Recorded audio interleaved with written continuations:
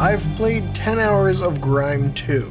In that time, I've played through 6 areas and fought 9 bosses. That's all the embargo allows me to cover at this point, which I'm guessing is about 1/3 of the game. But I've seen enough to get a sense of the game and what it's doing. So let's get into my initial thoughts and impressions of GRIME II.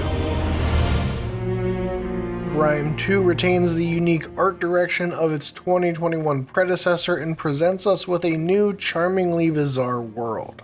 Where form was the obsession of GRIME I, the world of GRIME II is about a world painted and sculpted by beings called the Frails, eldritch artists who formed the very world and people seen throughout the game. This world so far doesn't have the same body horror that the eye and tooth-filled stones of the first game presented, but it has striking vistas and evocative enemy designs that have been a joy to take in. And there's a lot of hands sprouting from the world, so that's cool. The music is again by the talented Alex Rowe, who delivers some real banger area themes and boss music that I'll inevitably be adding to my worked playlist. While GRIME I is a Souls-like Metroidvania that leans harder on the Souls-like combat side of the equation, GRIME II shakes things up a bit by splitting the difference and delivering methodical Souls-like combat alongside more acrobatic Metroidvania combat and platforming. This shift is seen most acutely with how Force, the name for stamina in the GRIME series, is handled. The Force bar is absent during the game's opening, introduced after defeating a boss, and no longer scales with a stat, but instead increases through upgrades found throughout the world. Instead of penalizing movement or attacks by depleting the force meter, GRIME II instead grants a bonus to damage when attacking above a certain threshold on the meter. This results in a quicker pace of combat while still encouraging diligence in managing the force meter. As an enjoyer of slower big bonk weapons, this lets me get in a big hit or two with a damage bonus while still remaining mobile as I dodge, leap, and parry around the field. And speaking of parries, they're no longer required in GRIME II. In the first game, you needed to parry to fill your breath meter in order to heal. In GRIME II, your breath meter fills by defeating enemies. So if you're not a fan of parrying your way to the credits, GRIME II is more than happy to let you focus on dodging or attacking from range instead. And if you're a parry fan like me, don't worry, parries aren't nerfed. In fact, not only are they still satisfying to land, but parrying now deals damage and has a stat called pliability that governs how lethal your parries are. I've played this first part of the game as a hammer-wielding parry monster, and it's been delightful. My weapon of choice has a special move that gets stronger as you charge it up by attacking, and it's cool as hell to parry the boss while weaving in bonks here and there, and then ending the fight with a massive smash. Hell yeah. The biggest addition to the combat of GRIME with the sequel are molds. You can create a mold of an enemy by dodging into them when prompted by the mold ward on their health bar, providing a single-use version of the enemy that you can activate to do a variety of things. Some molds briefly turn your character into the enemy for a special move, while others are summoned as a trap, a limited-use turret, and more. After collecting molds of a particular prey enough times, you're given a reusable mold of the enemy that you can equip at checkpoints and activate once you've gained enough paint. This system is pretty cool, and I've had a lot of fun messing around with the molds. Because you can only have one single-use mold at a time, you're encouraged to use them or lose them when you absorb another. Speaking of incentivizing players to use their tools, items have shifted in GRIME II from limited consumables to limited capacity items that replenish at checkpoints. This takes away the too good to use impulse that leads me to hoard consumables in other games. The reusable molds and items provide an impressive variety of applications, and I'm excited to see just how many options are available as I move further into the game. However, all of this variety is only as interesting as the enemies and bosses you're using them against. Similar to GRIME I, the basic enemies and elites around the area aren't pushovers, and I've enjoyed outfitting myself with the right gear for the situation.